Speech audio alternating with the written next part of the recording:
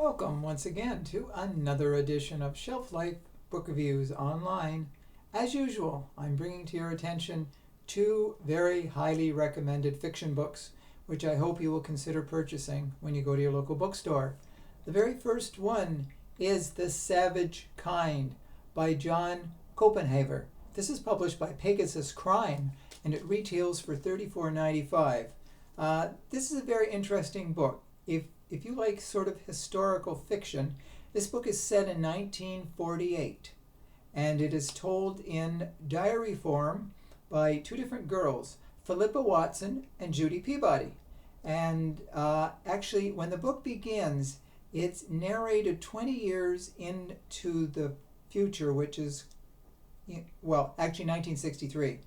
And so we don't know who the identity of the very first person is, but we see this person narrating occasionally throughout the book, thinking we're getting clues to who it is. But anyways, the story revolves around these two young girls, and they go to school, and there's a teacher, Miss Christine Martins, who is very influential in their lives. She inspires them to read and to learn and to find knowledge. And she's like a role model to both these young girls. Then one day, Judy happens to go over to Miss Martin's apartment to take a book back that she borrowed. And she sees Miss Martin's struggling with a man.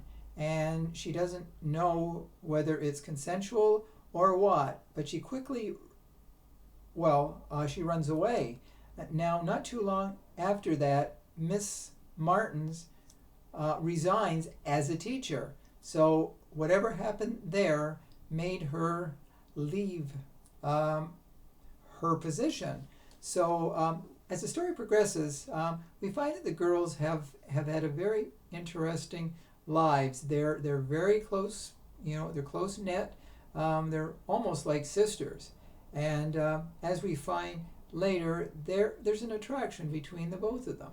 And adding to the mystery is the fact a student, Cleveland Kloss, is found dead in the river. And it appears it wasn't an accidental drowning, that he was murdered. And there are letters carved into or written into his arm. And it's almost like a symbol.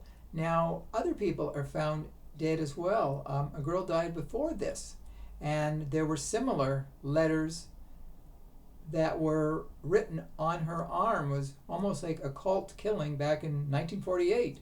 And so the girls become aware of a man that's following them, or he seems to be following them. He turns up everywhere they are, and he's also part of the very interesting mystery. So reportedly, this book is book one of the Nightingale trilogy. Now, I don't know how they're going to progress because the story seemed to resolve in 1948. Now, maybe the girls get into more interesting situations later in life. But anyways, The Savage Kind is definitely a different sort of book. It's character-driven, and all the people in it are most interesting. The author has made the people more than one-dimensional. They stand out from the book, they stand out from the crowd, and you will find it very interesting. And these two girls, Christine and Judy, Philippa and Judy, Christine was the teacher, they're very interesting characters. So if you're looking for a different kind of fiction book, this is definitely one that you should consider purchasing. The second book of note is You Can Run by Karen Cleveland. This is published by Ballantine, and it retails for $36. This is a true thriller of the highest magnitude. If you're looking for a book that is really hard to put down, You Can Run is definitely one you should run to find. It involves a woman by the name of Jill Bailey, who works for the CIA. She's an analyst, and she helps vet people who will one day work for the CIA. Well, one day when she looks at the camera in her son's daycare center to see her son Owen, she sees the seat where he should be sitting is empty. So she doesn't think much of it at first, and then she receives a message from someone who says her son is missing. He has stolen her son, and if she wants to see him back alive, she will allow a man called the Falcon to be vetted into the CIA. So she calls the daycare center, and they're told that her brother picked up her son, Owen. The only problem is her brother's in Singapore on business. So she knows someone has gotten into the center and gotten her child. So she has to agree to what this voice on the phone says, or she knows she'll never see her son alive again.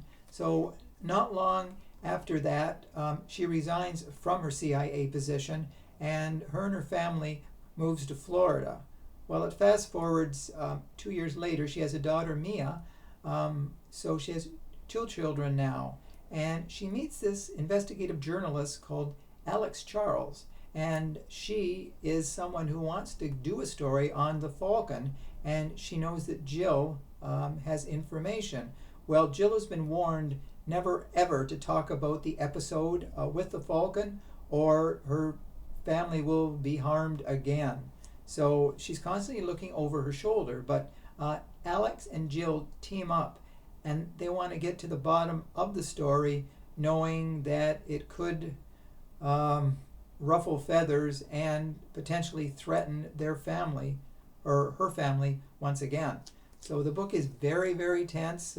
We find out who the Falcon is. It's someone who you don't want to mess with, a real terrorist, and there's a threat of actually world conflict if he is allowed to get deeper into the CIA. But the question is, does the government know about him, what he is, who he is, and are they part of the plot? So it's very tense with this Falcon, and the bad guys are running rampant, but Alex and Jill do make a formidable tag team, and as they try to bring the Falcon down and actually save their family and save the country. So this is another book that you should definitely, like I said, run to your local bookstore and pick up a copy, because it is really irresistible reading. So those are the two books I just wanted to draw to your attention. Hopefully you will consider both of them, because they are definitely books that will not disappoint you. So thank you as always for watching Shelf Life Book Reviews Online. I welcome your comments, negative, positive, or whatever else you want to tell me. So as always, stay safe, stay sane, stay social distancing, and do stay in touch. Bye for now.